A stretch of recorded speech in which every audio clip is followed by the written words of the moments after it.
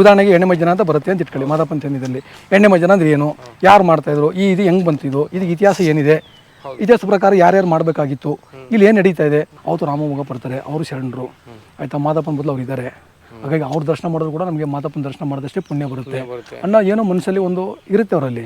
ಇವತ್ತು ನೀವು ಅವ್ರನ್ನೇ ಅವಾಯ್ಡ್ ಮಾಡ್ತು ಅಂತಂದರೆ ಮಾದಪ್ಪನ ಹೇಳ್ತಾರೆ, ತಿಂಗಳು ನನಗೆ ಎಣ್ಣೆ ಮಜ್ಜನ ಬಂದಾಗ ಮಾತ್ರ ನನ್ನ ನಿಜ ರೂಪನ ನಿನಗೆ ಮತ್ತು ಕಾರೈ ಬಿಲ್ಲೆಯನ್ನು ತೋರಿಸ್ತೀನಿ, ಬೇರೆ ಯಾರಿಗೂ ತೋರಿಸಲ್ಲ. ನಾನು ನನ್ನ ಕೃಷ್ಣಶಿಲೆಯ ಲಿಂಗದ ರೂಪ ಅಷ್ಟೇ ನೋಡ್ಬೋದು ಅವರು.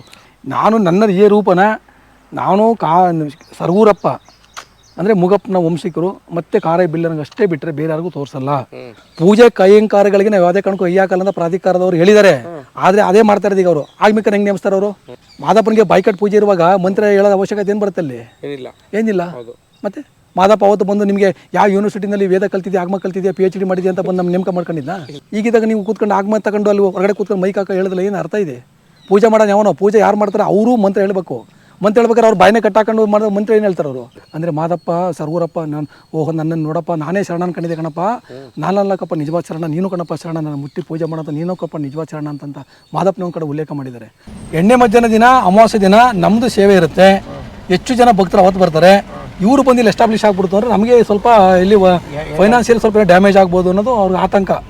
ನೀವು ಕತ್ತಿಯಪ್ಪ ಹೊಡ್ಕೊಳ್ಳೋದ್ರಿಂದ ನೀನು ಮೆರವಣಿಗೆಗೆ ಹೋಗ್ಬೇಕಾದ್ರೆ ನೋಡಪ್ಪ, ನಿನ್ನ ಎಲ್ಲ ಭಕ್ತಾದಿಗಳು ಕೂಡ ನಿನ್ನ ಮೈ ಮೇಲೆ ಮತ್ತು ಧೂಪ ಎರ್ಸ್ತಾರೆ. ಧೂಪ ಇರ್ತಾಗ ನಿನ್ನ ಮೈನ ಒದರ್ಬೇಡ, ತಲೆ ಒರೆಸ್ಬೇಡ ಆಯಿತಾ. ಅದೇ ಥರದಲ್ಲಿ ನೀನು ಹಂಗೆ ಮುಂದಕ್ಕೆ ಬಂದ ಚಂದ್ರ ಶಾಲೆಗೆ ನೀನು ಕಾಲಿಟ್ಟ ತಕ್ಷಣ ಆ ಧೂಪದ ಗಮಲ ನನಗೆ ಮಲ್ಲಿಗೆ ಹೂವಿನ ಪರಿಮಳ ನನಗೆ ಗಮಲ ಬರುತ್ತೆ. ಆ ಗಮಲ ಬಂದಾಗ ಸರಗೂರಪ್ಪ ಎಣ್ಣೆ ಮಜ್ಜನ ಮಾಡೋಕ್ಕೆ ಬಂದಿದ್ದೀನಿ ಅಂತ ಅಂದ್ಬಿಟ್ಟು ನಾನು ಎದ್ದು ಕೂತ್ಕೊತೀನಿ. ಆಗ ಬೇಡ್ಕಂಪನ ಅರ್ಚಕರು ನಿಮಗೆ ರತ್ನೀರು ಮಾಡಿ ನಿಮ್ಮನ್ನು ಒಳಗೆ ಕರ್ಕೊತಾರೆ, ಒಳಗೆ ಬರಮಾಡ್ಕೊತಾರೆ ನಿಮ್ಮನ್ನು ಎಣ್ಣೆ ಮಜ್ಜನ ಮಾಡೋಕ್ಕೋಸ್ಕರವಾಗಿ ಅಂತ ಮಾದಪ್ಪ ಹೇಳಿದ್ದು ಉಲ್ಲೇಖ ಇದೆ ನೋಡಿ. ಮಾದಯ್ಯ ಮಲ್ಲಿಗೆ ಸರಗೂರಯ್ಯ ಸಂಪಿಗೆ ಎಂದು ನೀವು ನುಡಿದಿರಂತೆ. ನಮಸ್ಕಾರ ಸರ್. ಹೇಗಿದ್ದೀರಿ? ಚೆನ್ನಾಗಿದ್ದೀರಿ? ಮಾದೇಶ್ವರ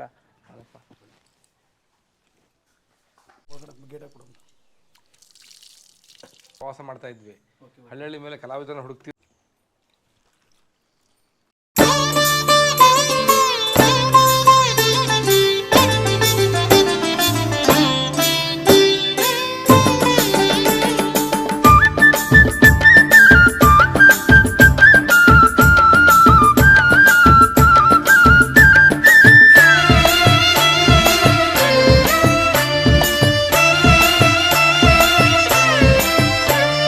ಹೂವ ಚೆಲ್ಲಾಡ ಬನ್ನಿರೋ, ಮೊಗ್ಗ ಚೆಲ್ಲಾಡ ಬನ್ನಿರೋ, ಹೂವ ಚೆಲ್ಲಾಡ ಬನ್ನಿರೋ, ಮೊಗ್ಗ ಚೆಲ್ಲಾಡ ಬನ್ನಿರೋ, ಮುದ್ದು ಮಾದೇವನ. ಸರಗೂರು ಕುಟುಂಬದ ಮನೆಯಲ್ಲಿ ಸ್ನೇಹಿತರೆ, ಪ್ರಸಾದ ದಾಸೋಹ ಅಂತ ಹೇಳೋದು ತಪ್ಪಾಗಲಿ, ಅದು ಮಾದೇಶ್ವರನ ಕೃಪಾಶೀರ್ವಾದ ನಮಗೆ. ಇವತ್ತು ಸರಗೂರು ಮೂಗಯ್ಯನವರ ಕುಟುಂಬದ ಮನೆಯಲ್ಲಿ ನಮಗಿವತ್ತು ಉಪಹಾರ ಸ್ನೇಹಿತರೆ. ಬನ್ನಿ. ಚಂದ ಚಂದ ಕಣ್ಣಾರೆ ಕಂಡು ಕಿರಿಯಲ್ಲಿ ಕುಣಿಯ ಬನ್ನಿರು, ಸ್ವಾಮಿಯ ಲೀಲೆ ಕೊಂಡಾಡ ಬನ್ನಿರೋ. ಎಲ್ಲಿ ಹೊಟ್ಟಿದ್ದೀವಿ ನಾವೀಗ ನಮ್ಮ ಸರಗೂರಿನ ರಾಮಮೊಗಪ್ಪ ಅವರ ಐಕ್ಯ ಆದಂಥ ಸ್ಥಳ ಅದು. ಅದನ್ನು ಗದ್ದಿಗೆ ಅಂತ ಕರೆಯಲ್ಲ, ದೇವಸ್ಥಾನ ಅಂತ ಕರೆಯೋದು. ಯಾಕಂದರೆ ಎಲ್ಲ ಜಾತಿ ಜನಾಂಗದವರು ಕೂಡ ಇವತ್ತು ಕೂಡ ಅದನ್ನು ದೇವಸ್ಥಾನ ಅಂತಲೇ ಉಲ್ಲೇಖ ಇರೋದು. ನೀವು ಗೂಗಲ್ ಮ್ಯಾಪಲ್ಲೂ ಕೂಡ ದೇವಸ್ಥಾನ ಅಂತಲೇ ನೀವು ಅದನ್ನು ಬೇಕಾದ್ರೆ ನೋಡ್ಬೋದು. ಅದು ಗದ್ದಿಗೆ ಅಂತ ಎಲ್ಲೂ ಕರೆಯಲ್ಲ. ಸಾಮಾನ್ಯವಾಗಿ ಯಾರೋ ಒಬ್ಬ ಮಠಾಧೀಶರು ಇನ್ನೊಬ್ರು ಯಾರು ಐಕ್ಯ ಆಯಿತು ಅಂತ ಅದನ್ನು ಗದ್ದಿಗೆ ಅಂತ ಕರೀತಾರೆ. ಅದು ರಾಮಮೊಗಪ್ಪನ ಯಾವತ್ತೂ ಕೂಡ ಗದ್ದಿಗೆ ಅಂತ ಕರೆದಿಲ್ಲ. ಇದು ನಮ್ಮ ತಂದೆಯವರು, ಪೂಜೆ ತಂದೆಯವರ ಐಕ್ಯ ಅಂತ ಹೇಳಿ ಅದು ಒಂದು ದೇವಸ್ಥಾನ. ರಾಮಮೊಗಪ್ಪನ ಸನ್ನಿಧಿ ಇದೆ. ಅದರ ಪಕ್ಕದಲ್ಲಿ ಮಾದೇಶ್ವರನ ಕೂಡ ಒಂದು ಸನ್ನಿಧಿ ಇದೆ. ಅದು ಹಿಸ್ಟ್ರಿ ಪ್ರಕಾರ ಇರಲಿಲ್ಲ, ಅದು ಇತ್ತೀಚೆಗೆ ಮಾಡಿರ್ತಕ್ಕಂಥದ್ದು. ಏನೋ ಒಟ್ಟು ಎಲ್ಲಿದೆ ದೇವರು ಅಲ್ಲಿ ನಾವು ಮಾದಪ್ಪ ಅಂತ ನಾವು ಕರಿಬೇಕಷ್ಟೇ ಅದನ್ನು. ಸೊ ಇಲ್ಲಿಗೆ ಮಾದೇಶ್ವರರು ಸರಗೂರಿಗೆ ಮೂಗಪ್ಪನವ್ರನ್ನ ಹುಡ್ಕೊಂಡು ಬಂದ್ಮೇಲೆ ಸರ್, ಅವರು ಮಾದೇಶ್ವರರು ಇಲ್ಲಿ ಸರಗೂರಲ್ಲಿ ಎಷ್ಟು ಕಾಲ ಉಳ್ಕೋತಾರೆ? ಅವರು ನಿಕಟವಾಗಿ ಇಷ್ಟೇ ದಿನ ಅಂತ ಏನಿಲ್ಲ. ಆದರೆ ಫಸ್ಟು ರಾಮಮೊಗಪ್ಪ ಇಬ್ಬರು ಒಬ್ರಿಗೊಬ್ರು ಮದುವೆ ಆಗೋಕ್ಕೆ ಮೊದಲೇನೂ ಕೂಡ ಬಂದಿರ್ತಾರೆ. ಬಂದು ಸರಗೂರಪ್ಪ ಅಂದರೆ ಸರಗೂರಪ್ಪ ಹೆಂಡತಿ ಗೌರಮ್ಮ ಅಂದರೆ ಮೊಗಪ್ಪನವ್ರ ತಾಯಿ, ಅವ್ರನ್ನ ಬಂದು ಫಸ್ಟು ಕ್ವಾರಣ್ಯ ಕೇಳೋದವರು. ಕ್ವಾರಣ್ಯ ಕೇಳಿ ಕ್ವಾರಣ್ಯ ತಕೊಂಡ ನಂತರ ಅವ್ರು ಕ್ವಾರಣ್ಯ ಕೊಟ್ಟದಂತ ನೋಡಿದಾಗ ಅದೇನಾಗುತ್ತೆ, ಜೋಳಿಗೆ ತುಂಬ ಅವ್ರು ಆರ್ಕ ಹಾಕಿಕೊಟ್ಟಿರ್ತಾರೆ. ಆರ್ಕದಾಗಿರಲ್ಲ, ಅದೆಲ್ಲ ಮುತ್ತು ರತ್ನ ಆಗಿರುತ್ತೆ. ಆ ಮುತ್ತು ರತ್ನ ಆಗಿರೋದನ್ನ ನೋಡ್ಬಿಟ್ಟೆ ಅವರು, ಓಹೋ ಎಂಥ ಗಣಸೇಂದ್ರಪ್ಪ ಇವ್ರನ್ನ ಮತ್ತೆ ಯಾವುದೇ ಕಾರಣಕ್ಕೂ ಬಿಡೋಕ್ಕಾಗಲ್ಲ, ಇವ್ರನ್ನ ಭಕ್ತರು ಮಾಡ್ಕೊಳ್ಳೇಬೇಕು ಅಂತಂದ್ಬಿಟ್ಟು ಪಟ್ಟು ಹಿಡಿತಾರೆ. ಅದು ಒಂದು. ನಂತರ ಏನು ಮಾಡ್ತಾರೆ, ನಂತರ ಇವ್ರು ಆಗಲ್ಲ ಅಂತಂದಾಗ ಮತ್ತೆ ವಾಪಸ್ ಹೊರಟೋಗ್ತಾರೆ. ವಾಪಸ್ ಹೊರಟೋದಾಗ ಏನಾಗುತ್ತೆ, ಇವರು ಕೊನೆ ಮಗ 7ನೇ ಮಗ ಸರಗೂರಪ್ಪನ ಮಗ ಕೊನೆ ಮಗ ಮುಗಪ್ಪ, ಅವ್ರಿಗೆ ಮದುವೆ ಮಾಡಬೇಕು ಅಂತೇಳಿ ಅವರು ಫಸ್ಟು ಪ್ರಾರಂಭ ಮಾಡ್ತಾರೆ. ಯಾರು ರಾಮ ಮತ್ತು ಮುಗಪ್ಪ ಇಬ್ರು, ಸಾರಿ ಇವರು ಗೌರಮ್ಮ ಮತ್ತು ಸರಗೂರಪ್ಪ. ಆಗೇನಾಗುತ್ತೆ, ಅವನು ಮುಗಪ್ಪನವ್ರ ತಂದೆ ಬಂದ್ಬಿಟ್ಟು ಏನು ಹೇಳ್ತಾರೆ ಮುಗಪ್ಪನಿಗೆ, ನೋಡಪ್ಪ ನಿನ್ನ ಹುಡುಗಿ ಮನೆ ನೋಡಕ್ಕೆ ಬರ್ತಾರೆ, ಸ್ವಲ್ಪ ನಾಜೂಕಾಗಿರಪ್ಪ ನೀನು ಅಂತ ಹೇಳ್ತಾರೆ. ನಾಜೂಕಾಗಿರಪ್ಪ ಅಂತಂದಾಗ ಅವನು ಯಾಕಂದ್ರೆ ಮೊದಲೇ ಕೊಳಕ್ನಾಗಿರ್ತಾನಲ್ವಾ, ನಾಜೂಕಾಗಿರಪ್ಪ ಅಂತ. ಹಾಗಂತಾರೆ ನನಗೆ ನಾಜೂಕಾಗಿ ನನಗೇನು ಬೇಕಾಗಿಲ್ಲ, ನನ್ನ ಭಕ್ತಿ ದೃಢ ನನಗೆ ನಮ್ಮ ಮುಡುಕ್ತಾರೆ ಮಲ್ಲಪ್ಪ ಮೆಚ್ಕೊಂಡ್ರೆ ಸಾಕು ಅಂತಂತ ಬಾಯ ಅಂದ್ಬಿಡ್ತಾರೆ.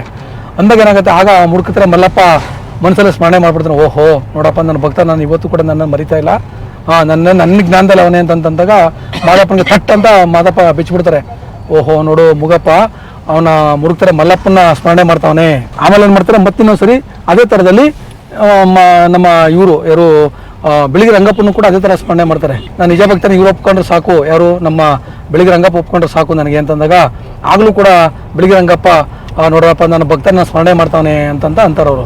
ಆವಾಗ ಏನಾಗುತ್ತೆ, ಆವಾಗ ಓಹೋ ಇವರಿಬ್ಬರು ಸ್ಮರಣೆ ಮಾಡ್ತಾನೆ, ಇನ್ನು ಮುಂದೆ ಇವರಿಬ್ಬರಿಗೆ ಉಳಿದ್ಬಿಡ್ತಾನೆ, ಅವ್ನು ನನಗೆ ಭಕ್ತನಾಗಲೇನು, ಆಗ ನಾನು ಈಗ ಹೋಗ್ಬೇಕು ಹೋಗಿ ಅಂತ ಅಂದ್ಬಿಟ್ಟು ಬಂದು ನಿಮ್ಮ ಕಾಮಗಡೆ ಕೆಂಪೇಗೌಡರು ವೇಷ ಹಾಕೊಂಡು ಸರಗೂರಿಗೆ ಬಂದು ಮುಗಪ್ಪನಿಗೆ ಬಂದು ಕೇಳ್ತಾರೆ ಮದುವೆ ಮಾಡ್ತಾ ಇದ್ದೀರಾ ಅಂತ. ಏನವ ಮನೇಲಿ ಭಾಳ ಓಡಾಟ ಜೋರಾಟ, ಏನು ಭಾಳ ಏನು ವಿಶೇಷ, ಭಾಳ ಓಡಾಟ ನಡೀತದೆ ಅಂತ ಮುಗಪ್ಪನವ್ರ ತಾಯಿ ಗೌರಮ್ಮನ ಕೇಳಿದಾಗ, ನಮ್ಮ ಕಿರಿ ಮಗನಿಗೆ ನಾವು ಮದುವೆ ಮಾಡ್ತಾ ಇದೀವಿ ಸ್ವಾಮಿ ಅಂತ ಹೇಳ್ತಾರೆ ಅವರು.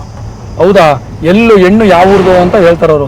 ಹೆಣ್ಣು ಯಾವ ಊರ್ದು ಅಂತ ಹೇಳಿದಾಗ ಆಗ ಅವ್ರೇನು ಮಾಡ್ತಾರೆ, ಈ ಥರ ಕೊತ್ತೆಗಾಲ ದಾಸಪ್ಪನ ಮಗಳು ರಾಮವ್ವ ಅಂತ ಹೇಳ್ತಾರೆ. ಹೌದಾ ರಾಮವ್ವನ ಅಂದಾಗ ರಾಮವ್ವ ಬಗ್ಗೆ ಇವರು ನೆಗೆಟಿವ್ ಆಗಿ ಮಾತಾಡ್ತಾರೆ. ಅವಾಗ ಏನು ಮಾಡ್ತಾರೆ, ನಮ್ಮ ಇವ್ರನ್ನ ಹೋಗಿ ಇದು ಮಾಡಬೇಕು, ಇವ್ರನ್ನ ಫಸ್ಟು ಇಬ್ಬರನ್ನ ಬೇರೆ ಬೇರೆ ಮಾಡಿ ನೋಡೋಣ, ಇವ್ರು ದೃಢ ಪರೀಕ್ಷೆ ಮಾಡೋಣ ಅಂದ್ಬಿಟ್ಟು ಇವರೇ ಮಾಡ್ತಾರೆ ಸರಿ ಅಂತ ಅಂದ್ಬಿಟ್ಟು. ಆಗ ಮತ್ತೆ ಇವರು ಬಿಡಿ ಸ್ವಾಮಿ ನಮಗೇನು ಹೆಣ್ಣು ನಾಜೋಕ್ಕೂ ಬೇಡ ಏನೂ ಬೇಡ, ನಮಗೆ 2 ತುಟಿದ್ರೆ ಸಾಕು ಒಲೆ ಉರ್ಬೇಕಂತ ಹೇಳ್ತಾರೆ. ಅಹೂವ ಚೆಲ್ಲಾಡ ಬನ್ನಿರೋ, ಮೊಗ್ಗ ಚೆಲ್ಲಾಡ ಬನ್ನಿರೋ.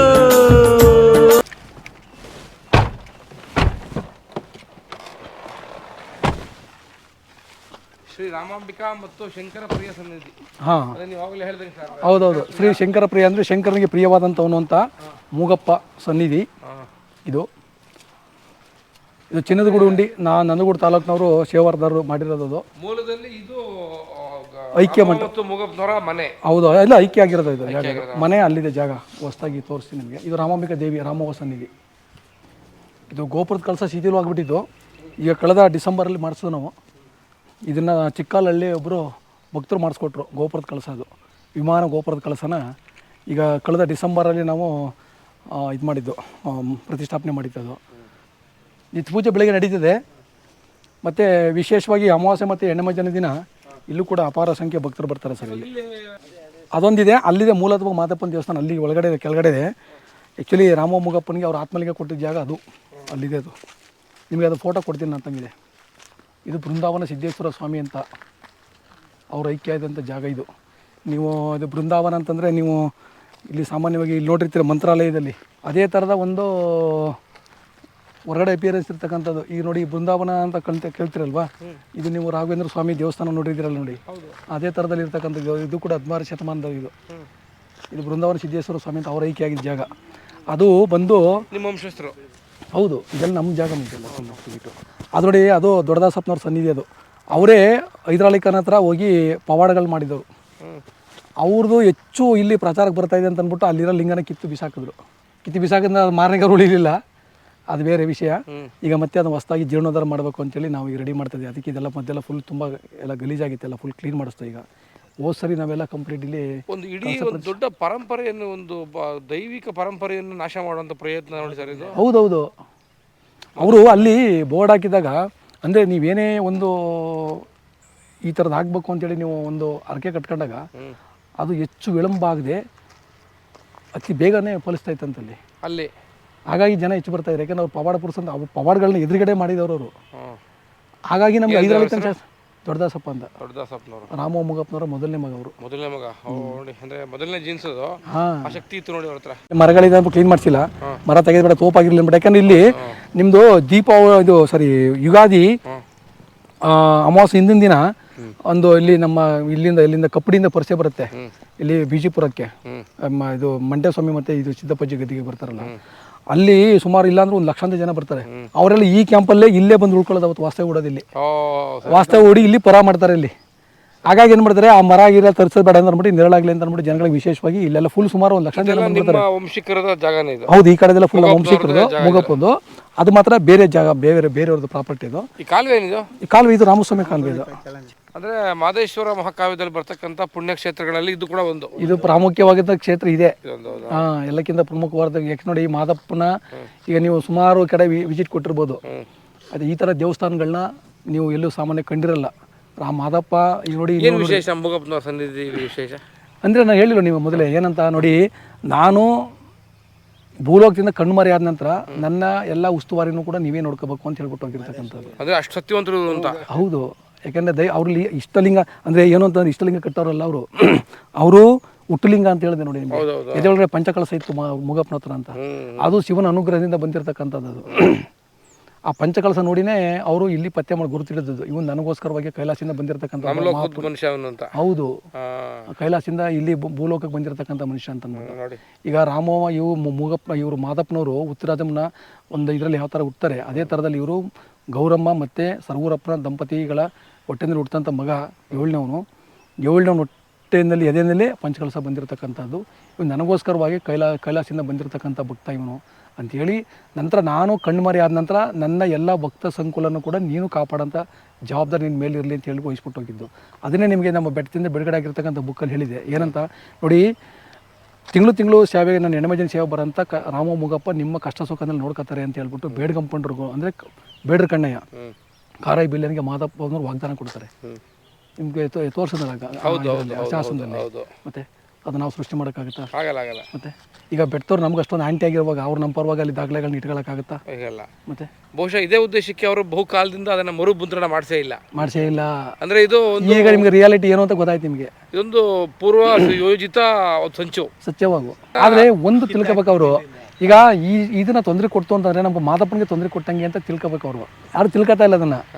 ಅದು ದಾಷ್ಟ್ಯತನ, ಮಾಡಬಾರ್ದು ಹಿಂಗೆ ಅಲ್ವಾ?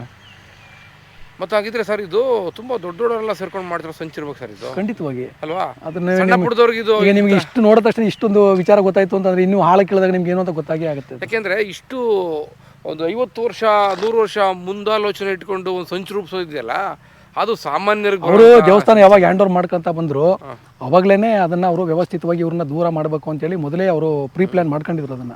ಆದ್ರೆ ನಮ್ಮ ಆ ಟೈಮಲ್ಲಿ ಏನಾಯ್ತು ಅಂತಂದ್ರೆ, ನಮ್ಮ ಪೂರ್ವಜರಿಗೆ ಸ್ವಲ್ಪ ಎಲ್ಲ ಅನಕ್ಷರಸ್ಥರವರು, ಅವ್ರಿಗೆ ವಿಚಾರಗಳು ಗೊತ್ತಿರಲ್ಲ, ಈ ಥರ ಮಾಡ್ತಾರೆ ಅಂತ ಅನ್ನೋದು. ಈಗ ಏನಾಗುತ್ತೆ ನೋಡಿ, ಶತ್ರು ಅಂತಂದ್ರೆ ಸ್ವಲ್ಪ ನಾವು ಕೇರ್ ಆಗಿರ್ತೀವಿ, ಹಿತಶತ್ರು ಅಂದ್ರೆ ನಾವು ಕೇರ್ ಆಗಿರಲ್ಲ ನಾವು. ಸೊ ಆ ಥರದಲ್ಲಿ ಇವರು ವ್ಯವಸ್ಥಿತವಾಗಿ ಮಾಡ್ತಾ ಬಂದರು. ನಾವು ಯಾವುದೇ ಕಾರಣ ಇವತ್ತು ಕೂಡ ನಾವು ಒಂದೇ ನಾವು ಬಯಸೋದು, ಮಾದಪ್ಪನ ಯಾವುದೇ ಥರದಲ್ಲೂ ನಾವು ಬೇರೆ ಏನೂ ಕೂಡ ಬಯಸಲ್ಲ. ಅವನ ಸೇವೆ ನಮಗೆ ತಿಂಗಳು ಒಂಥರ ಮಾಡೋದು ಸಾಕು ಅನ್ನೋದಷ್ಟೇ ನಮ್ಗೆ ಬೇಕಾಗಿರ್ತಕ್ಕಂಥದ್ದಷ್ಟೇ. ಬಿಟ್ಟರೆ ನಮಗೆ ವೈಯಕ್ತಿಕವಾಗಿ ನೋಡಿ, ನಾವು ಒಬ್ಬರು ಇವತ್ತಿನ ದಿನದಲ್ಲಿ ಒಬ್ಬ ಬೇರೆ ಕಡೆ ಒಂದು ಕೆಲಸ ಮಾಡ್ತಾ ಇದ್ದೀವಿ, ನಾವು ಕೂಡ ನಮ್ಗೆ ಸಾಕಷ್ಟು ನಮ್ಮ ಮಾದಪ್ಪ ಕೊಟ್ಟಿದ್ದಾರೆ. ನಮಗೇನು ನಮ್ಮ ಬಂದಿದ್ದ ಜಾಗ ನಿಮ್ಗೆ ಅಲ್ಲಿದೆ ತೋರಿಸ್ತೀನಿ, ನಿಮ್ಗೆ ಹೋದಾಗ ತೋರಿಸ್ತೀನಿ ಬನ್ನಿ. ಇಲ್ಲ, ಈಗ ಅಲ್ಲಿ ನಾವು ಮಜ್ಜಿಗೆ ಪಾನಕ ಮಾಡೋದಲ್ಲ, ಅಲ್ಲೇ ತಾನೇ ಮನೆ ಕ್ಲೀನ್ ಮಾಡ್ತಾರೆ. ಅಲ್ಲಿ ಹಳೆಯದೆಲ್ಲ ಇತ್ತು ಸ್ಟ್ರಕ್ಚರ್ಗಳು. ಈಗ ಒಂದು ರೀಸೆಂಟಾಗಿ ಈಗ ಒಂದು 4 ಒಂದು ಕಳೆದ ವರ್ಷ ಡೆಮಾಲಿಷ್ ಮಾಡಿದ್ವಿ. ಕೊಳ ಅಲ್ಲಿ ಹೋಗ್ಲಿಕ್ಕೆ ಅಂದ್ರೆ ತುಂಬ ದೂರ ಆಗುತ್ತೆ. ಬೇಡ ಬನ್ನಿ. ಎಲ್ಲ ಕಾಲಕ್ಕೂ ಎಲ್ಲ ಸಂದರ್ಭದಲ್ಲೂ ಸರ್ ದೇವರು ದಿಂಡ್ರು ಭಯ ಭಕ್ತಿ ಇಲ್ಲದೆ ಉದ್ದಡತನ ಮಾಡುವಂಥ ಗುಂಪು ಯಾವಾಗಲೂ ಇರುತ್ತಲ್ಲ ಸರ್? ಇದ್ದೇ ಇರುತ್ತೆ ಸರ್. ಬಟ್ ಅವರು ಎಷ್ಟು ತುಂಬ ಮಟ್ಟದಲ್ಲಿ ಯಶಸ್ವಿನೂ ಕೂಡ ಆಗೋಕ್ಕಾಗ್ತಿಲ್ಲ. ಏನಾಗಿದೆ ಅಂತ ಸ್ವಲ್ಪ ಇವತ್ತಿನ ರಾಜಕೀಯ ಬಳಸ್ಕೊಂಡು ರಾಜಕೀಯದವರು ಕೂಡ ಆ್ಯಕ್ಚುಲಿ ನಮ್ಮ ಈ ದೇವಸ್ಥಾನ ವಿಚಾರಗಳು, ಸಂಪ್ರದಾಯ ಇವೆಲ್ಲ ಬಂದಾಗ ಅವಕ್ಕೆ ಕೈ ಹಾಕ್ಬಾರ್ದು. ಯಾಕಂದರೆ ಅವ್ರಿಗೆ ಇತಿಹಾಸ ಗೊತ್ತಿರಲ್ಲ, ಏನು ಅಂತ ಇತಿಹಾಸ ಗೊತ್ತಿರಲ್ಲ, ಪರಂಪರೆ ಗೊತ್ತಿರಲ್ಲ. ಈಗ ಇತಿಹಾಸ ಪರಂಪರೆ ತಿಳ್ಕೊಂಡು ಅವ್ರು ಕೈ ಹಾಕಿದ್ರೆ ಒಳ್ಳೆಯದು. ನಾವು ಎಲ್ಲೂ ಕೇಳ್ತಾ ಇಲ್ಲ. ಉದಾಹರಣೆಗೆ ಎಣ್ಣೆ ಮಜ್ಜನ ಅಂತ ಬರುತ್ತೆ ಅಂತ ಇಟ್ಕೊಳ್ಳಿ, ಮಾದಪ್ಪನ ಸನ್ನಿಧಿಯಲ್ಲಿ. ಎಣ್ಣೆ ಮಜ್ಜನ ಅಂದ್ರೆ ಏನು, ಯಾರು ಮಾಡ್ತಾಯಿದ್ರು, ಇದು ಹೆಂಗೆ ಬಂತು, ಇದು ಇತಿಹಾಸ ಏನಿದೆ, ಇತಿಹಾಸ ಪ್ರಕಾರ ಯಾರ್ಯಾರು ಮಾಡಬೇಕಾಗಿತ್ತು, ಇಲ್ಲಿ ಏನು ನಡೀತಾ ಇದೆ. ಸೊ ಅವುಗಳನ್ನ ಅವರು ಕೂಲಂಕುಷವಾಗಿ ಪರಿಶೀಲನೆ ಮಾಡಿದಾಗ ಸೊ ಇಂಥ ಒಂದು ಘಟನೆಗಳಿಗೆಲ್ಲ ಒಂದು ಅವಕಾಶ ಇರಲ್ಲ ಅಲ್ಲಿ. ವಿಚಾರ ಗೊತ್ತಿಲ್ಲ ಕೈ ಹಾಕ್ಲಿ, ನಾವು ಬೇಡ ಅಂತ ಹೇಳ್ತಾ ಇಲ್ಲ. ವಿಚಾರ ಗೊತ್ತಿಲ್ಲ ಕೈ ಹಾಕ್ಬಾರ್ದು ಅಂತ ನಮ್ಮ ಉದ್ದೇಶ ಅಷ್ಟೇ. ಈಗ ನಿಮ್ಗೆ ಗೊತ್ತು, ಈಗ ಎಣ್ಣೆ ಮಜ್ಜನ ಅಂದರೆ ವಿಶೇಷವಾಗಿ ಜನ ಬರ್ತಾರೆ. ಅವತ್ತು ಕಾರಣ ಏನು ಅಂತಂದರೆ, ಅವತ್ತು ರಾಮಮೊಗ ಬರ್ತಾರೆ, ಅವರು ಶರಣರು ಆಯಿತಾ, ಮಾದಪ್ಪನ ಬದಲು ಅವ್ರು ಇದ್ದಾರೆ. ಹಾಗಾಗಿ ಅವ್ರ ದರ್ಶನ ಮಾಡೋದು ಕೂಡ ನಮಗೆ ಮಾದಪ್ಪನ ದರ್ಶನ ಮಾಡಿದಷ್ಟೇ ಪುಣ್ಯ ಬರುತ್ತೆ ಅನ್ನೋ ಏನೋ ಮನಸ್ಸಲ್ಲಿ ಒಂದು ಇರುತ್ತೆ ಅವರಲ್ಲಿ. ಇವತ್ತು ನೀವು ಅವ್ರನ್ನೇ ಅವಾಯ್ಡ್ ಮಾಡ್ತು ಅಂತಂದರೆ ಅದೇ ಒಂದು ಮೋಸ ಮಾಡ್ದಂಗೆ ಆಗುತ್ತೆ. ಈಗ ನಿಮ್ಗೆ ಅಲ್ಲಿ ನೀವು ಬೆಟ್ಟದ ದಾಖಲೆಯಲ್ಲಿ ನೋಡಿದ್ರಿ ಏನಂತ ಮಾದಪ್ಪನ ಹೇಳ್ತಾರೆ, ತಿಂಗಳು ನನಗೆ ಹೆಣ್ಣು ಮಜ್ಜನ ಬಂದಾಗ ಮಾತ್ರ ನನ್ನ ನಿಜ ರೂಪನ ನಿನಗೆ ಮತ್ತು ಕಾರಾಯಿ ಬಿಲ್ಲೆಯನ್ನು ತೋರಿಸ್ತೀನಿ, ಬೇರೆ ಯಾರಿಗೂ ತೋರಿಸಲ್ಲ ನಾನು. ನನ್ನ ಕೃಷ್ಣಶಿಲೆಯ ಲಿಂಗದ ರೂಪ ಅಷ್ಟೇ ನೋಡ್ಬೋದು ಅವರು, ಹಾಗೆ ಬೇರೆ ಅವಕಾಶ ಕೊಡೋದಂತ ಮಾದಪ್ಪನ ಹೇಳಿದ್ದಾರೆ. ಮೂಗಪ್ಪನವ್ರಿಗೆ ಕಾರಾಯಿ ಬಿಲ್ಲಯ್ಯನವ್ರಿಗೆ ಪ್ರತ್ಯಕ್ಷವಾಗಿ ಕಾಣಿಸ್ಕೊತಾ ಇದ್ರು ಅಂತ ಅಂದರೆ ಅವ್ರ ವಂಶಿಕರಿಗೆ ಅಷ್ಟೇ ಕೊಡೋದು ಅಂತ ಹೇಳ್ತಾರೆ ಅವ್ರು. ಈಗ ಹಾಂ, ಈಗ ನೀವು ಹೋಗ್ಬೇಡಿ ಅಂತ ನಮ್ಮನ್ನು ಹೇಳಿದ್ರೆ ನಿನ್ನೇನು ಅಲ್ಲೇ ಬರುತ್ತೆ ಅಲ್ಲಿ ಕೇಳಿ ನೀವೇ. ಅಂದ್ರೆ ದೇವರು ಸುಮಾರು 50 ವರ್ಷಗಳಿಂದ ಅಲ್ಲಿ ಕಾಣಿಸ್ಕೊಂಡೇ ಇಲ್ಲ ಅಂದ್ರೆ ಹೌದು ನಿಜ ಅಲ್ವಾ. ನೀವು ಈಗ ನೋಡಿ ದಾಖಲೆ ಪ್ರಕಾರ ನೀವೇನು ಏನು ಯೋಚನೆ ಮಾಡ್ತೀರಾ ನೀವು? ಅದೇ ತಾನೇ, ನಾನು ನನ್ನ ಈ ರೂಪನ ನಾನು ಸರಗೂರಪ್ಪ ಅಂದರೆ ಮುಗಪ್ಪನ ವಂಶಿಕರು ಮತ್ತು ಕಾರಾಯಿ ಬಿಲ್ಲನಿಗೆ ಅಷ್ಟೇ ಬಿಟ್ಟರೆ ಬೇರೆ ಯಾರಿಗೂ ತೋರಿಸಲ್ಲ. ಬೇರೆ ತಿಂಗಳು ದಿನ ಇರೋಂಥ ಅರ್ಚಕರಿಗೆ ಸೇವಾ ದರ್ಶನ ಮಾಡೋರಿಗೆ ನನ್ನ ಕೃಷ್ಣಶಿಲೆಯ ಲಿಂಗ ಅಷ್ಟೇ ತೋರಿಸ್ತೀನಿ ಅಂತ ಮಾದಪ್ಪನವರು ಸ್ಪಷ್ಟವಾಗಿ ಹೇಳಿದ್ದಾರೆ ಅಲ್ಲಿ. ಆಯ್ತು, ಹಾಗಾಗಿ ಏನಾಗ್ಬಿಟ್ಟಿದೆ ಇವಾಗ ನಮಗೆ ಮೇಯ್ನಾಗಿ ನಮಗೆ ಸ್ವಲ್ಪ ಆರ್ಥಿಕವಾಗಿ ಸ್ವಲ್ಪ ಮುಗ್ಗಟ್ಟಿದೆ. ಸೊ ಹಾಗಾಗಿ ಸಮಸ್ಯೆ ಏನಾಗಿದೆ ಅಂತಂದರೆ ನಮಗೆ ಇಲ್ಲಿ ಕಾರ್ಯಕ್ರಮಗಳಂದರೆ ವಾರ್ಷಿಕೋತ್ಸವ ಮಾಡ್ತೀವಿ.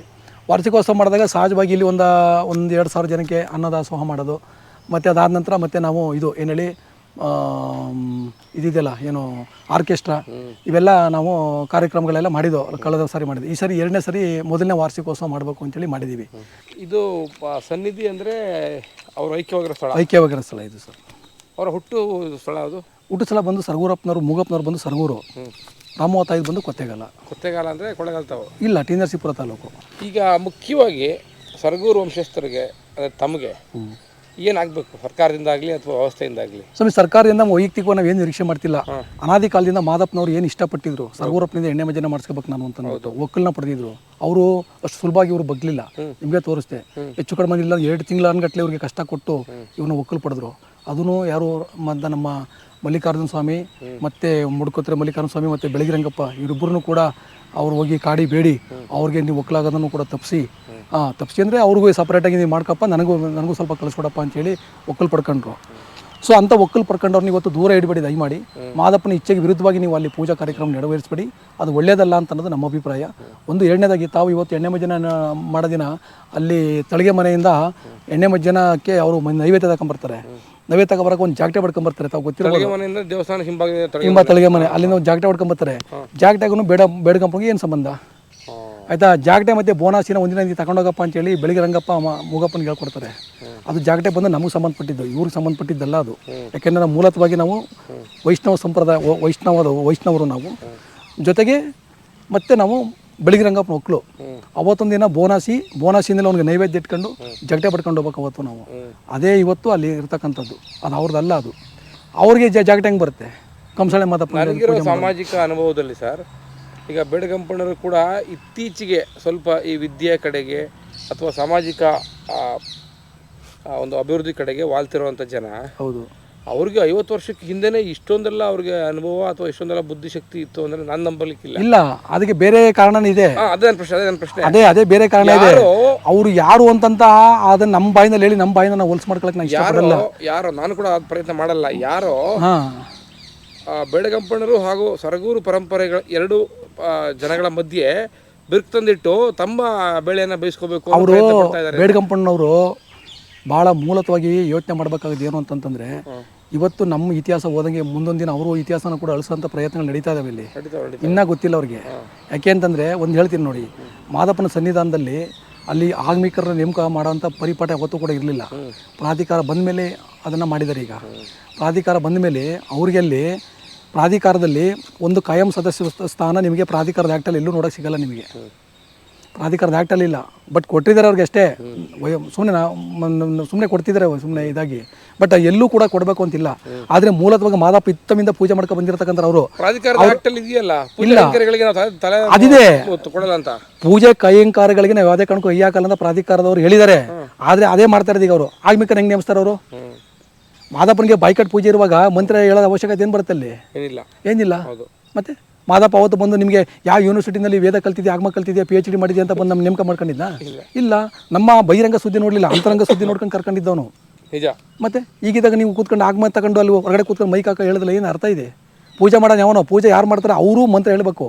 ಮಂತ್ರ ಹೇಳ್ಬೇಕಾದ್ರೆ ಅವ್ರು ಬಾಯಿನ ಕಟ್ಟಾಕೊಂಡು ಮಾಡೋ ಮಂತ್ರ ಏನು ಹೇಳ್ತಾರೆ ಅವರು? ನಿಧಾನಗತಿಯಲ್ಲಿ ಗರ್ಭಗುಡಿಯನ್ನು ಪ್ರವೇಶಿಸಬೇಕು ಅನ್ನೋ ಎತ್ತರ ಇದು ಅಂತ. ಹೌದು, ಆಲ್ರೆಡಿ ಪ್ರವೇಶ ಮಾಡಿದಾರಲ್ಲ. ನಿಮಗೆ ಇನ್ನು ಎವಿಡೆನ್ಸ್ ಬೇಕಾದ್ರೆ ಕೊಡ್ತೀನಿ ನಾನು ನಿಮಗೆ. ಈಗ ಒಬ್ರು ಕರವೀರ ಸ್ವಾಮಿ ಅಂತ ಒಬ್ಬರು ಅಪಾಯಿಂಟ್ ಮಾಡ್ಕೊಂಡು ಅವರು ಆಲ್ರೆಡಿ ಗರ್ಭಗುಡಿ ಒಳಗೆ ಹೋಗಿದ್ದಾರೆ ಅವರು. ನಮಗೆ ಟಿವಿಯಿಂದ ಇಂಟರ್ವ್ಯೂ ಹೇಳ್ತಾರೆ, ಬೇಡಗಂಪಂಡ್ರು ಬಂದ್ಬಿಟ್ಟು ನಾವು ಸಾಲ್ವ್ ಮಾಡೋ ಸ್ವಾಮಿಗಳನ್ನ ಕೂಡ ಗರ್ಭಗುಡಿ ಬಿಡಲ್ಲ ಅಂತ ಹೇಳ್ತಾರೆ. ಸಾಲ್ವ್ ಮಾಡೋ ಸ್ವಾಮಿಗಳು ಗರ್ಭಗುಡಿ ಇರೋದು ನಾನು ಎವಿಡೆನ್ಸ್ ಕೊಡಲ್ಲ ನಿಮಗೆ, ತೋರಿಸ್ತೀನಿ ನಿಮಗೆ, ನೋಡಿ ಬೇಕಾದ್ರೆ ನೀವು ನೋಡಿ. ಅವ್ರು ಹೇಳಿದ್ದೇನು ಮತ್ತು ನಡ್ಕೊತಾ ಇರೋದೇನು ಅಲ್ಲಿ ಅವ್ರು ಹೇಳಿರೋ ಮಾತನ್ನು ಕೂಡ ನಿಮಗೆ ಕೊಡ್ತೀನಿ ನಾನು, ಇದನ್ನು ಕೂಡ ಕೊಡ್ತೀನಿ. ಅಂದರೆ ಮುಂದೊಂದು ದಿನ ಆ ಪರಿಪಾಠ ಖಂಡಿತವಾಗಿ ಅಲ್ಲಿ ಯಾವತ್ತೋ ಒಂದಿನ ಹೋಗೋರು ನಿರಂತರವಾಗಿ ಪ್ರವೇಶ ಮಾಡ್ತಾರೆ. ಕಡೆಗೆ ಏನಾಗುತ್ತೆ ಕೂಡ ಆ ಕಟ್ಟುಪಾಡು ಹೊಟ್ಟೋಗುತ್ತೆ. ಅಲ್ಲಿ ಬೇಡಗಂಪಂಡ್ರು ಆಚೆ ಬರಬೇಕು, ಸಂಪೂರ್ಣ ನೀವು ನಾಳೆ ಆಚೆ ತಂದಾಗಿದೆ ಸಂಪೂರ್ಣ ಅದು ಆಗ್ಬೋದು ಅಂತ ನಾನು ಹೇಳ್ತಾ ಇದ್ದೀನಿ. ನಮ್ಗೆ ಆದಂಗೆ ಅವ್ರಿಗೆ ಆಗಲ್ಲ ಅಂತ ಯಾವ ಗ್ಯಾರಂಟಿ ಹೇಳ್ತೀರಾ ನೀವು? ಹೌದು ಹೌದು, ಖಂಡಿತ ಆಗ್ಬೋದು. ಈಗ ಆಕ್ಚುಲಿ ಆ ಥರ ಇಲ್ಲ ಅಂದ್ರೆ ಇವರು ವಿರೋಧ ಮಾಡ್ಬೋದಾಗಿತ್ತು. ನೀವು ಮಾದಪ್ಪನಿಗೆ ನೀವು ಹೆಂಗೆ ನೀವು ಆಗಮೀಕರಣ ನೀವು ಯಾಕಿರ್ಬೋದು ಗೊತ್ತಾರಾ? ಈಗ ನೀವು ನಿಮ್ಮ ವಾಸಸ್ಥಾನ ಮೂಲಸ್ಥಾನ ಮಳವಳ್ಳಿ ತಾಲೂಕು, ಹೌದು, ನೀವು ಇಲ್ಲಿರ್ತೀರಿ. ಹೌದು. ಬೇಡಗಂಪಂಡ್ರು ಇಲ್ಲಿವರೆಗೂ ಯಾಕೆ ಅಲ್ಲಿ ದೇವಸ್ಥಾನದಲ್ಲಿ ಇರಬಹುದು ಗೊತ್ತಾ? ಅವರು ಅಲ್ಲಿ ಮೂಲ ಸ್ಥಳೀಯ ವಾಸಿಕರು. ಅದಕ್ಕೆ ಅವ್ರನ್ನ ಫಸ್ಟ್ ನಿಮ್ಮನ್ನ ದೂರ ತಂದು ಅಲ್ಲ ಹಂತವಾಗಿ ಅವ್ರು ತೆಲ್ಲದಕ್ಕಿಂತ ಹೆಚ್ಚಾಗಿ ಅವ್ರ ರೈಟ್ಸ್ಗಳನ್ನ ಕ್ಲೈಮ್ ಮಾಡ್ಕೊತ ಹೋದಾಗ ಅವ್ರಿಗೆ ಏನು ಸಿಗುತ್ತೆ ಅಲ್ಲಿ ಅಂತ ನಾನು ಹೇಳ್ತಾ ಇರೋದು ಅಷ್ಟೇ. ಈಗ ನೋಡಿ, ಇದೇ ಬೇಡಗಂಪನ ಅರ್ಚಕರು 1970ನೇ ಇಸ್ವಿನಲ್ಲಿ DC ಒಂದು ಸಬ್ ಕಮಿಟಿ ಮಾಡಿರ್ತಾರೆ, ಉಪಸಮಿತಿ ಮಾಡಿರ್ತಾರೆ. ಉಪಸಮಿತಿ ಮಾಡಿಬಿಟ್ಟು ಅದರಲ್ಲಿ ಒಂದು ಸ್ಟೇಟ್ಮೆಂಟ್ ಕೊಟ್ಟಿದ್ದಾರೆ. ನಮಗೇನು ಕೊಟ್ಟಿದ್ದಾರೆ ಅಂತಂದ್ರೆ, ಅವರು ಪೂಜೆ ಅಂದರೆ ಕತ್ತಿ ಪಾಡ್ಕೊಳ್ಳೋದ್ರಿಂದ ಬರ್ತಾಯಿದ್ರು, ಗದ್ಗೆನಲ್ಲಿ ಕೂತ್ಕೊತಾ ಇದ್ರು, ರಥೋತ್ಸವಲ್ಲಿ ಭಾಗವಹಿಸ್ತಾ ಇದ್ರು ಅಂತ ಕೊಡ್ತಾರೆ. ಆಯಿತಾ? ಈಗ ಇತ್ತೀಚೆಗೆ ಬಂದಿರತಕ್ಕಂಥ ಪೀಳಿಗೆಯವರು ರಥೋತ್ಸವ ಇವ್ರಿಗೆಲ್ಲ ಇಲ್ಲ, ಕತ್ತಿ ಪಾಡ್ಕೊಳ್ಳೋದಿಲ್ಲ ಅವೆಲ್ಲ ಬಂದು ಹೇಳ್ತಾರಲ್ಲ, ಹಂಗಿದ್ಮೇಲೆ ಇವ್ರು ಪೂರ್ವಜರು ಹೇಳಿರೋ ತಪ್ಪ ನೋಡಿ. ಅದೇ ಎವಿಡೆನ್ಸ್ ನಮ್ಮ ಹತ್ರ ಇದೆಯಲ್ಲ ಇವತ್ತು. ಅಂದರೆ ನಾನು ಹೇಳೋದು, ಈಗ ನಮ್ಮ ಪರಂಪರೆ ಹಾಳು ಮಾಡಬೇಕು ಅಂತ ಪ್ರಯತ್ನ ಪಟ್ಟರು, ಅದ್ರಲ್ಲಿ ಯಶಸ್ವಿ ಆಗೋಕ್ಕಾಗಲ್ಲ ಬಿಡಿ. ಯಾಕೆಂತಂದರೆ ಇದು ರಾಮಮೊಗಪ್ಪ ಅಂತಂದರೆ ಅವ್ರೇನು ಸಾಮಾನ್ಯ ಜನ ಅಲ್ಲ, ಅವರು ಒಬ್ಬ ಶರಣರು. ಅವರು ದೇವರಷ್ಟೇ ಮಾದಪ್ಪನಷ್ಟೇ ಪವಿತ್ರವಾಗಿದ್ದಂಥವ್ರು. ಒಂದು ಕಡೆ ಮಳವಳ್ಳಿ ಮಾದೇಶ್ವರ ಅವ್ರಿಗೆ ವೀಡಿಯೋದಲ್ಲಿ ನೋಡಿತಾವು, ಮಾದಪ್ಪ ಮೊಗಪ್ಪನಿಗೆ ಎದುರ್ತಾ ಇದ್ರು ಅಂತ ಹೇಳ್ತಾರೆ ಅವರು. ಹೆಂಗೆ ಅಂತಂದರೆ, ನೀ ಎಣ್ಣೆ ಮಜ್ಜನ ಮಾಡಿಸ್ಕೊಂಡಷ್ಟು ಬಿಟ್ಕೊಂಡು ಹೋಗಿ ನಿನ್ನ ಕಟ್ಕೊಂಡು ನನಗೇನಾಗಬೇಕಾಗಿದೆ ಹೋಯ್ತೀನಿ ಅಂದರೆ, ನೀ ಹೆಂಗೆ ಹೋಯ್ತಿ ಹೋಗಿ ನೋಡೋಣ ಅಂತಂದಾಗ ಸರ್ಗೂರಪ್ಪನವರು ಮಾದಪ್ಪನ ದುರ್ದುರು ನೋಡ್ಕೊಂಡ ತಕ್ಷಣ ಅವ್ರ ಕಣ್ಣನ್ನು ನೋಡ್ಬಿಟ್ಟ ತಕ್ಷಣ ಮಾದಪ್ಪನೇ ಜಲ ಬೇವ್ತೋಗ್ಬಿಡ್ತಾರೆ ಅಂತ ಒಂದು ಕಡೆ ಜನಪದ ಸಾಹಿತ್ಯದ ಉಲ್ಲೇಖ ಇದೆ. ಅದು ಅಂದರೆ ಮಾದಪ್ಪ ಸರ್ಗೂರಪ್ಪ ನನ್ನನ್ನು ನೋಡಪ್ಪ, ನಾನೇ ಶರಣ ಅನ್ಕೊಂಡಿದ್ದೆ ಕಣಪ್ಪ, ನಾನಲ್ಲಕ್ಕಪ್ಪ ನಿಜವಾದ ಶರಣ, ನೀನು ಕಣಪ್ಪ ಶರಣ, ನನ್ನ ಮುಟ್ಟಿ ಪೂಜೆ ಮಾಡೋಂಥ ನೀನೋಕಪ್ಪ ನಿಜವಾದ ಶರಣ ಅಂತ ಮಾದಪ್ಪನ ಒಂದು ಕಡೆ ಉಲ್ಲೇಖ ಮಾಡಿದ್ದಾರೆ. ಅಂತ ಶರಣರ ಇವತ್ತು ನೀವು ದೂರ ಮಾಡ್ತೀರ ಅಂದರೆ, ದೂರ ಏನು ತಾತ್ಕಾಲಿಕ ಮಾಡಿರ್ಬೋದು, ಪರ್ಮನೆಂಟಾಗಂತೂ ಮಾಡೋಕ್ಕಾಗಲ್ಲ. ಒಂದು ಎರಡನೇದಾಗ ಏನಪ್ಪ ಅಂತಂದರೆ, ಮುಂದೆ ಬರೋ ದಿನಗಳಲ್ಲಿ ಬೇಡಗಂಪನ ಸಂತತಿಯವ್ರನ್ನೂ ಕೂಡ ಅಲ್ಲಿ ದೂರ ತಳ್ಳಿದ್ರೆ ತಪ್ಪು. ಅದೇನೋ ದೊಡ್ಡ ಏನು ಅತಿಥಿ ಹೋಗ್ತೇನೆಲ್ಲ ತಳ್ಬೋದು, ತಳ್ಳಂಥ ಪ್ರಯತ್ನಗಳು ನಡೀತಾ ಇದ್ದಾವೆ. ಅದು ಬೇರೆ ಯಾವ ಥರದಲ್ಲಿ ಅಂತ ನಾನು ಬಹಿರಂಗವಾಗಿ ಹೇಳಲ್ಲ ನಾನು, ತಮಗೆ ಕ್ರಮೇಣ ಗೊತ್ತಾಗುತ್ತೆ. ಈಗ ಉದಾಹರಣೆಗೆ ಅಲ್ಲಿ ಒಬ್ಬರು ಅಪಾಯಿಂಟ್ ಮಾಡಾಗ ಹುಡುಕಿ ನೀವು 1992 ಇಸ್ವಿ ಆ್ಯಕ್ಟ್ ಪ್ರಕಾರವಾಗಿ ನಾವು ಯಾವುದೇ ಕಾರಣಕ್ಕೂ ಅಲ್ಲಿ ನಾವು ದೇವಸ್ಥಾನ ಅಭಿವೃದ್ಧಿ ಒಂದು ಬಿಟ್ಟರೆ ಡೆವಲಪ್ಮೆಂಟ್ ಅಥಾರಿಟಿ ಕ್ಷೇತ್ರ ಡೆವಲಪ್ಮೆಂಟ್ ಅಥಾರಿಟಿ ಅಷ್ಟೇ. ಶ್ರೀ ಮಲೈ ಮಹದೇಶ್ವರ ಸ್ವಾಮಿ ಏರಿಯಾ ಡೆವಲಪ್ಮೆಂಟ್ ಅಥಾರಿಟಿ, ಕ್ಷೇತ್ರ ಡೆವಲಪ್ಮೆಂಟ್ ಅಥಾರಿಟಿ ಅಂದರೆ ಕ್ಷೇತ್ರ ಅಭಿವೃದ್ಧಿ ಪ್ರಾಧಿಕಾರ ಅಷ್ಟೇ, ಕ್ಷೇತ್ರ ಅಭಿವೃದ್ಧಿ ಮಾಡೋಕ್ಕಷ್ಟೇ. ಯಾವುದೇ ಕಾರಣಕ್ಕೂ ಒಂದು ರಿಚುವಲ್ಸ್ ಆಗಲಿ, ಅಲ್ಲಿರ್ತಕ್ಕಂಥ ಸಂಪ್ರದಾಯ ಆಗಲಿ, ಪೂಜಾ ವಿಧಿವಿಧಾನಗಳಾಗಲಿ ಯಾವುದೇ ಕಾರಣಕ್ಕೂ ಅವರು ಏನು ಚೇಂಜ್ ಮಾಡೋಕ್ಕೆ ಬರಲ್ಲ. ಅದು ಎಂಡಮೆಂಟ್ ಆಗ್ತಲ್ಲಿ ಬೇಡಗಂಪಂಡ್ರಿಗೆ ಹೆಂಗೆ ವಂಶ ಪಾರಂಪರ ಹಕ್ಕು ಅಂತ ಅವ್ರಿಗೆ ಪೂಜೆ ಹಕ್ಕಿದೆ, ತ್ರಿಕಾಲ ಪೂಜೆ ಹಕ್ಕಿದೆ. ಅದೇ ಥರದಲ್ಲಿ ನಮಗೆ ರಥೋತ್ಸವ, ಹುಲಿವನೋತ್ಸವ, ಎಣ್ಣೆ ಮಜ್ಜನೋತ್ಸವ, ಆಲರ್ವಿ ಉತ್ಸವ ಇವೆಲ್ಲ ನಮಗೆ ಮೊದಲಿಂದ ಬಂದಿರತಕ್ಕಂಥ ಅದು ನಮಗೆ ಒಂದು, ಅದು ಕೂಡ ನಮ್ಮ ಇದು ಅನುವಂಶೀಯ ಒಂದು ಹಕ್ಕುಗಳವು, ವಂಶ ಪಾರಂಪರ ಹಕ್ಕುಗಳು, ಧಾರ್ಮಿಕ ಹಕ್ಕುಗಳು, ವಂಶ ಪಾರಂಪರ ಹಕ್ಕುಗಳು. ಅದು ಹೆರಿಡಿಟರಿ ರೈಟ್ಸ್ನ ಯಾವುದೇ ಕಾರಣಕ್ಕೂ ಓವರ್ ರೈಟ್ ಮಾಡಂಗಿಲ್ಲ ಅಂತೇಳಿ ಎಂಡಮೆಂಟ್ ಆಕ್ಟ್ ಹೇಳುತ್ತೆ. ಮತ್ತು ಅವ್ರಿಗೊಂದ್ರೆ ಎಂಡಮೆಂಟ್ ಆಕ್ಟ್, ನಮಗೊಂದ್ರೆ ಬೇರೆ ಎಂಡಮೆಂಟ್ ಆಕ್ಟ್ ಇದೆಯಾ? ಅದಕ್ಕೆ ಒಂದೇ ಆಗ್ತಾನೆ. ಮತ್ತು ಅದನ್ನ ಹೆಂಗೆ ಕ್ವಶನ್ ಮಾಡೋಕ್ಕಾಗಲ್ಲ? ಕ್ವಶನ್ ಅದು ಆಗುತ್ತೆ ಬಿಡಿ. ಈಗ ಆಲ್ರೆಡಿ ಕೋರ್ಟಲ್ಲಿ 70% ಕ್ಲಿಯರ್ ಆಗಿದೆ, ಒಂದು 30% ಇದೆ. ಅದರ ಮೇಲೆ ಇವ್ರಿಗೆ ಒಂದು ಇದು ಹಿಡಿತಿಲ್ಲ ಅಂತ ಆಯಿತು. ಹಾಂ, ಹೌದು. ಈಗ ನಿಮಗೆ ಸಾಲೂರು ಮಠದ ಸ್ವಾಮಿಗಳು ಒಳಗಡೆ ಕೂತ್ಕೊಂಡು ಮಾದಪ್ಪನ ಕೈ ಮುಟ್ಟಿ ತೊಳಿತಾ ಇರೋದನ್ನು ತೋರಿಸ್ತೀನಿ ನಿಮಗೆ. ಅದು ಎಳ್ನೀರನ್ನ ಅಭಿಷೇಕ ಮಾಡ್ತಾರೆ, ಪಂಚಾಮೃತ ಅಭಿಷೇಕದಲ್ಲಿ ಕೂತ್ಕೊಂಡು ತೊಳಿತಾರವ್ರೆ. ತೋರಿಸ್ತೀನಿ ನಿಮಗೆ. ನಮಗೆ ಟಿವಿನ ಮೀಡಿಯಾದಲ್ಲಿ ಬಂದು ಹೇಳಿದರೆ, ನಾವು ಸಾಲೂರು ಮಠ ಸ್ವಾಮಿಗಳನ್ನ ಕೂಡ ಒಳಗಡೆ ಬಿಟ್ಕೊತಾ ಇಲ್ಲ ನಾವು ಅಂತಂದ್ಬಿಟ್ಟು. ಸಾಲೂರು ಮಠ ಸ್ವಾಮಿಗಳಿಗೆ ಒಳಗಡೆ ಬರೋಕ್ಕೆ ಅವಕಾಶ ಇಲ್ಲ, ಅದೆಲ್ಲಕ್ಕೂ ಗೊತ್ತಿರತಕ್ಕಂಥದ್ದೇ. ಮಾದಪ್ಪನ ಮುಟ್ಟಿ ಪೂಜೆ ಮಾಡೋದಿರೋದು ಅವಕಾಶ ಮೊದಲನೇದಾಗಿ ಬಂದು ಸರ್ಗೂರಪ್ಪನಿಗೆ, ಎರಡನೇದಾಗಿ ಬಂದು ಬೇಡಗಂಪಂಡ್ರಿಗೆ, ಇಷ್ಟೇ. ಈಗ ನಿಮಗೂ ಬೇಡಗಂಪಂಡ್ರಿಗೆ ವ್ಯತ್ಯಾಸ ಇಲ್ಲ, ನಮಗೂ ಆ್ಯಕ್ಚುಲಿ ಏನು ಗೊತ್ತಾ, ಈಗ ಅವ್ರಿಗೆ ಏನಾಗಿದೆ ಅಂತಂದರೆ, ಎಣ್ಣೆ ಮಜ್ಜನ ದಿನ, ಅಮಾವಾಸ್ಯೆ ದಿನ ನಮ್ಮದು ಸೇವೆ ಇರುತ್ತೆ, ಹೆಚ್ಚು ಜನ ಭಕ್ತರು ಅವತ್ತು ಬರ್ತಾರೆ. ಇವರು ಬಂದು ಇಲ್ಲಿ ಎಸ್ಟಾಬ್ಲಿಷ್ ಆಗ್ಬಿಡ್ತು ಅಂದರೆ ನಮಗೆ ಸ್ವಲ್ಪ ಇಲ್ಲಿ ಫೈನಾನ್ಷಿಯಲ್ ಸ್ವಲ್ಪ ಡ್ಯಾಮೇಜ್ ಆಗ್ಬೋದು ಅನ್ನೋದು ಅವ್ರಿಗೆ ಆತಂಕ ಅಷ್ಟೇ. ಯಾಕಂದರೆ ಅವತ್ತು ಹೆಚ್ಚು ಭಕ್ತ ಬರ್ತಾರೆ. ಹೆಚ್ಚು ಭಕ್ತ ಬಂದಾಗ ನಾವಿರ್ತೀವಲ್ಲ ಗರ್ಭಗುಡಿನಲ್ಲಿ, ನಾವು ಹೆಚ್ಚು ನಮ್ಮ ಒಂದು ಪ್ರಚಾರ ಬಂದ್ಬಿಡುತ್ತೆ ಅನ್ನೋದು ಅವ್ರಿಗೆ ಇದೆ. ಆ್ಯಕ್ಚುಲಿ ಮೊದಲಿಂದ ಇದ್ದಿತ್ತು ತಾನೆ. ಈಗ ಕತ್ತಿ ಪಾಡ್ಕೊಳ್ಳೋದ್ರಿಂದ ನಾವು ಮೆರವಣಿಗೆ ಬರ್ತಾಯಿದ್ವಿ, ಮತ್ತು ಅಲ್ಲಿಂದ ಬಂದು ನಾವು ಗರ್ಭಗುಡಿಗೆ ಹೋಗ್ತಾಯಿದ್ವಿ. ನಿಮಗೆ ಮೊನ್ನೆ ಹೇಳಿದೆ ನಾನು, ಜನಪದ ಸಾಹಿತ್ಯದಲ್ಲಿ ಏನು ಉಲ್ಲೇಖ ಇದೆ ಅಂತ ಅಂದ್ಬಿಟ್ಟು. ನೀವು ಕತ್ತಿಯ ಪಾಡ್ಕೊಳ್ಳೋದ್ರಿಂದ ನೀನು ಮೆರವಣಿಗೆಗೆ ಹೋಗ್ಬೇಕಾದ್ರೆ ನೋಡಪ್ಪ, ನಿನ್ನ ಎಲ್ಲ ಭಕ್ತಾದಿಗಳು ಕೂಡ ನಿನ್ನ ಮೈ ಮೇಲೆ ಮತ್ತು ಧೂಪ ಎರ್ಸ್ತಾರೆ. ಧೂಪ ಇರ್ತಾಗ ನಿನ್ನ ಮೈನ ಒದರ್ಬೇಡ, ತಲೆ ಒರೆಸ್ಬೇಡ, ಆಯಿತಾ? ಅದೇ ಥರದಲ್ಲಿ ನೀನು ಹಂಗೆ ಮುಂದಕ್ಕೆ ಬಂದ ಚಂದ್ರಶಾಲೆಗೆ ನೀನು ಕಾಲಿಟ್ಟ ತಕ್ಷಣ ಆ ಧೂಪದ ಗಮಲ ನನಗೆ ಮಲ್ಲಿಗೆ ಹೂವಿನ ಪರಿಮಳವಾಗಿ ನನಗೆ ಗಮಲ ಬರುತ್ತೆ. ಆ ಗಮಲ ಬಂದಾಗ ಸರ್ವರಪ್ಪ ಹೆಣ್ಮಜನ ಮಾಡಕ್ಕೆ ಬಂದಿದ್ದೀನಿ ಅಂತ ಅಂದ್ಬಿಟ್ಟು ನಾನು ಎದ್ದು ಕೂತ್ಕೋತೀನಿ. ಆಗ ಬೇಡ್ಕಂಪನ ಅರ್ಚಕರು ನಿಮಗೆ ರತ್ನೀರು ಮಾಡಿ ನಿಮ್ಮನ್ನು ಒಳಗೆ ಕರ್ಕೋತಾರೆ, ಒಳಗೆ ಬರಮಾಡ್ಕೋತಾರೆ ನಿಮ್ಮನ್ನು ಹೆಣ್ಮಜನ ಮಾಡೋಕ್ಕೋಸ್ಕರವಾಗಿ ಅಂತ ಮಾದಪ್ಪ ಹೇಳಿದ್ದು ಉಲ್ಲೇಖ ಇದೆ ನೋಡಿ.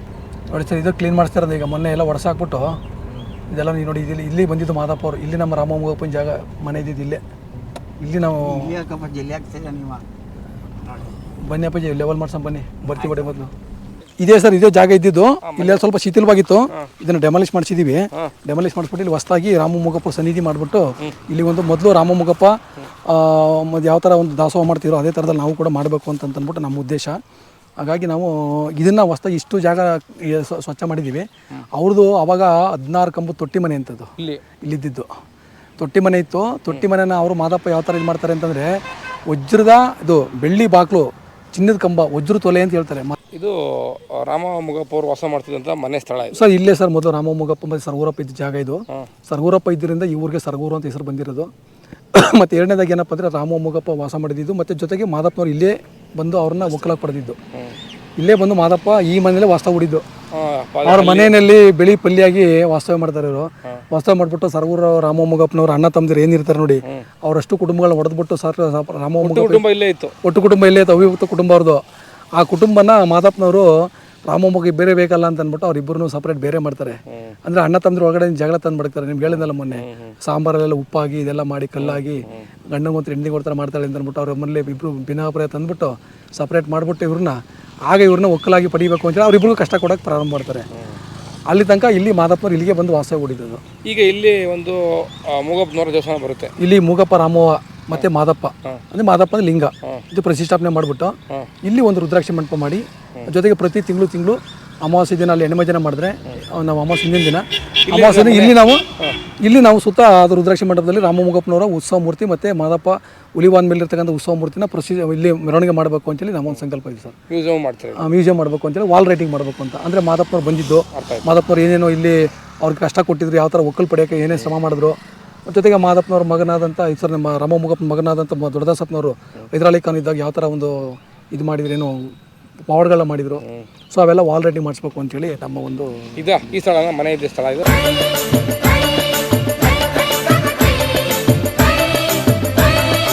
ಇದು ಒಂದು 16 ಕುಂಟೆ ಜಾಗ, 20 ಕುಂಟೆ ಜಾಗದಲ್ಲಿ 20 ಕುಂಟೆ ಜಾಗ. 20 ಕುಂಟೆ ಜಾಗದಲ್ಲಿ ನಾವು ಸುತ್ತ ದಾಸೋಹ ಮಠ ಅದಕ್ಕೆಲ್ಲ ಬೇರೆ ನಮ್ಮದೇ ಪ್ಲಾನ್ ಮಾಡಿದ್ವಿ. ಆವಾಗ ಇದ್ದಿದ್ದು ಅಂದರೆ ಒಂದು 16 ಕಂಬ ತೊಟ್ಟಿ ಮನೆ, ದೊಡ್ಡ ತೊಟ್ಟಿ ಮನೆ ಇತ್ತು. ಅದನ್ನು ಭಾಗ ಮಾಡಿದ್ದು ಮಾದಪ್ಪನವರು. ಇಲ್ಲಿ ಬಾವಿ, ಅಲ್ಲಿ ಅದು ಬಾವಿ ಇದೆ, ಅದು ನೀರು ಕುಡಿಯೋ ಬಾವಿ, ಅದು ರಾಮಮೂಗಪ್ಪ ಇದ್ದಂಥ ಬಾವಿ. ಅದು ಇದರಗಡೆ ಮಜ್ಜನ ಕೊಳನ ಮಾದಪ್ಪನವರು ಪವಾಡದಲ್ಲಿ ನಿರ್ಮಾಣ ಮಾಡಿದಂಥದ್ದು. ಅದು ಇವತ್ತು ನಿರ್ಮಾಣ ಮಾಡ್ದಂಗಿದೆ. ಹಾಂ, ಅದೆಲ್ಲ ಕಸ ಬೆಳ್ಕೊಂಬಿಟ್ಟಿದೆ, ಕ್ಲೀನಾಗಿಲ್ಲ ಅದು. ಮಾದಪ್ಪನವರು ಇಲ್ಲಿಗೆ ಪ್ರಪ್ರಥಮ ಜಂಗಮ ವ್ಯಾಸದಲ್ಲಿ ಬಂದ್ಬಿಟ್ಟು ಮೂಗಪ್ಪನವ್ರ ತಾಯಿ ಗೌರಮ್ಮನ ಹತ್ರ ಭಿಕ್ಷೆ ಮಾಡ್ತಾರೆ. ಅವ್ರು ಆರ್ಕ ಹಾಕ್ತಾರೆ. ಆರ್ಕ ಹಾಕ್ದಾಗ ಹೋಗ್ಬಿಟ್ಟು ಅಲ್ಲಿ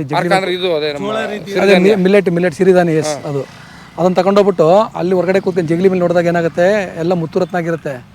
ಇವಳು ಕೊಟ್ಟಂಥ ಆರ್ಕನೇ ಮುತ್ತುರತ್ನಾಗಿರೋ ಇವ್ರು ಎಂಥ ಶರಣರು ಇವ್ರನ್ನ ಯಾವುದೇ ಕಾರಣಕ್ಕೂ ಬಿಡೋಕ್ಕಾಗಕ್ಕಿಲ್ಲ, ಇವ್ರನ್ನ ನಾನು ಒಕ್ಕಲು ಪಡ್ಕಲೇಬೇಕು ಅಂತೇಳಿ ಆಗ ಸಂಕಲ್ಪ ಮಾಡ್ತಾರೆ ಅವರು.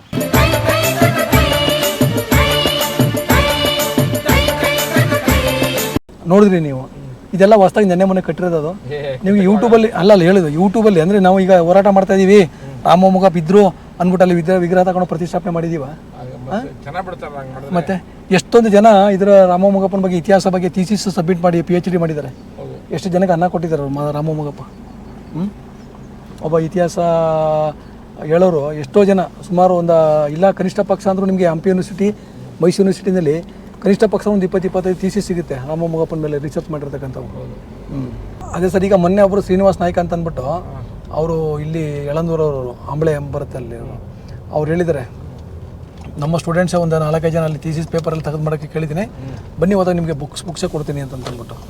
ಈಗ ನಾವು ನಿಮ್ಗೆ ಕೊಟ್ಟಿದ್ದ ದಾಖಲೆಗಳು ನಮ್ಮ ಸ್ವಂತ ದಾಖಲೆ ಯಾವುದೂ ಇಲ್ಲ, ಎಲ್ಲ ನಮಗೆ ಗೌರ್ಮೆಂಟಿಂದ ಕೊಟ್ಟಿರ್ತಕ್ಕಂಥದ್ದೇ ಅಥವಾ ಗೌರ್ಮೆಂಟ್ ರೆಕಗ್ನೈಸ್ ಆಗಿರ್ತಕ್ಕಂಥ ದಾಖಲೆಗಳನ್ನೇ ಕೊಟ್ಟಿರೋದು ನಿಮಗೆ.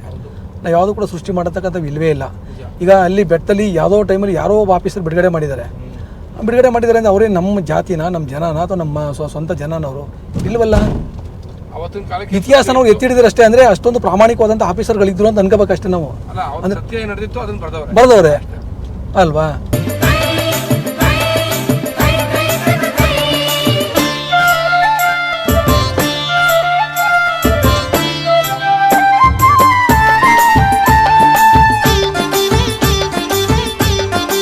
ಇದು ನಮ್ಮ ಪೂಜೆ ತಂದೆಯವ್ರದ್ದು. ಅಲ್ಲಿ ಹಾಕಿದ್ರೆ ನೋಡಿ ಶ್ರೀ ಮಲೆ ಮಾದೇಶ್ವರ ಬೆಟ್ಟ ಶ್ರೀ ಮಾದೇಶ್ವರ ಸ್ವಾಮಿಗೆ ಎಣ್ಣೆ ಮಜ್ಜನ ಸೇವಾಕರ್ತರು ಶಿವಶರಣ ರಾಮ ಮೊಗಪ್ಪ ಶೆಟ್ಟಿ ಸರಗೂರು ಪಂಸಸ್ಥರು ಶ್ರೀ ಚಿನ್ನಸ್ವಾಮಿಯವರು ಶ್ರೀ ಚಿನ್ನಸ್ವಾಮಿಯವರು ಜನಾಂಗದ ಕುಲಗುರುಗಳು ಪೀಠಾಧ್ಯಕ್ಷರು ಏನು ಸರಗೂರು ಮಠ ಮಳವಳ್ಳಿ ತಾಲೂಕು ಮಂಡ್ಯ ಜಿಲ್ಲೆ.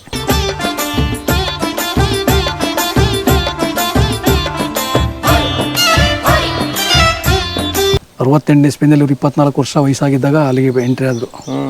2021ನೇ ಇಸ್ವಿ ತನಕ ಕೂಡ ಹೋರಾಟ ಮಾಡಿದ್ರು. ನೋಡಿ ಕಾಕತಾಳೀಯ ಅಂತಂದ್ರೆ ಇವಾಗ ದೈವಾಂಶ ಸಂಭೂತರು ಅನ್ನೋದಕ್ಕೆ ಇನ್ನೊಂದು ಉದಾಹರಣೆ. 1/12/2021 ಇವರು ಸತತವಾಗಿ ಮಾದಪ್ಪನಿಗೆ 50 ವರ್ಷ ಎಣ್ಣೆ ಮಜ್ಜನ ಸೇವೆ ಹೋರಾಟ ಮಾಡಿದ್ರು ಕೂಡ ಕಾಕತಾಳೀಯ ಅಂತಂದ್ರೆ ನೋಡಿ ದೈವಿಕ ಲೀಲೆ ಅದು. ಮಾದಪ್ಪನಿಗೆ ಎಣ್ಣೆ ಮಜ್ಜನ ದಿನ ಇವರು ಲಿಂಗೈಕ್ಯರಾಗಿದೆ. 1/12/2021 ತಾವು ಮಾದೇಶ್ವರ ಬೆಟ್ಟದ ಕ್ಯಾಲೆಂಡರ್ ತೆಗೆದು ನೋಡ್ಬೋದು. ಆದರೆ 1/12/21 ಮಾದಪ್ಪನಿಗೆ ಎಣ್ಣೆ ಮಜ್ಜನ ನಡೆದಂಥ ದಿನ. ಅವತ್ತು ಲಿಂಗೈಕ್ಯ ಆಗಿದ್ದು. ಇದು ಜಮೀನು ನಿಮ್ಮದೇ? ನಮ್ಮದೇ ಸರ್, ಅಲ್ಲಿ ಗಂಟ ನಮ್ಮ ಮನೆ ತನಕ. ಏನಿದು ಬೆಳೆ ಯಾಕಿರೋದು? ಎಳ್ಳು. ಎಳ್ಳು ಮಾದಪ್ಪನಿಗೆ ಎಣ್ಣೆ ಮಜ್ಜನ ಸೇವೆ ಬೇಕಾದಂತ ಎಳ್ಳು ಇದೆ. ಕುಲಗುರುತು ಅಲ್ವಾ? ಹಂಗೆ ಅನ್ಕೋಬೇಕು ಅಲ್ವಾ? ನಿಮ್ಮ ಕುಲಗುರುತು ಎಳ್ಳು. ಎಳ್ಳು